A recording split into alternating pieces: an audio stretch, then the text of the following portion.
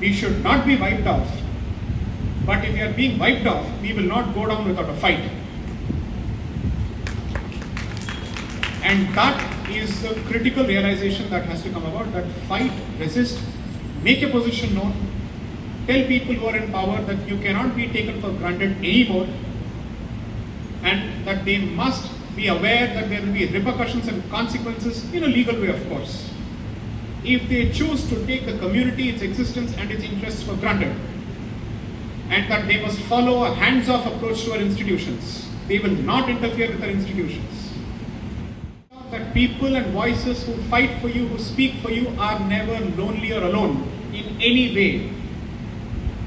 And that you create more and more people so that the idea takes center stage and not just individuals.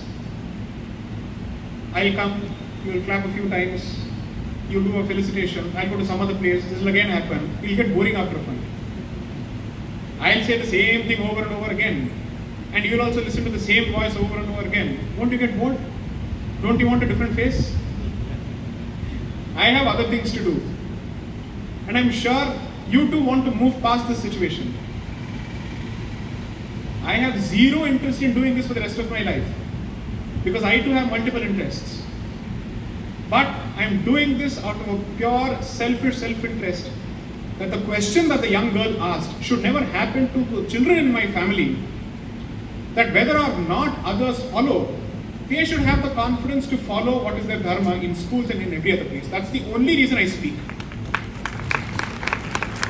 It is that girl and what she asked that makes this entire engagement meaningful, because the question has come from a voice of the future.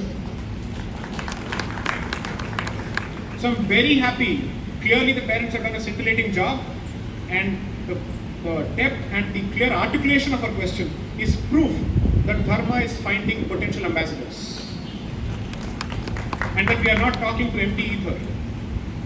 Thank you. Jai Shri Ram.